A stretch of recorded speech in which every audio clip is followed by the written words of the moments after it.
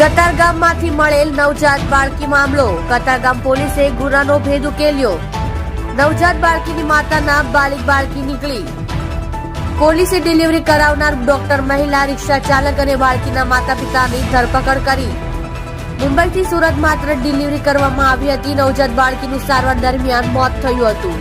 પોલીસે ડોક્ટર સહિત 5 લોકોની ધરપકડ કરી વધુ તપાસ શરૂ કરી.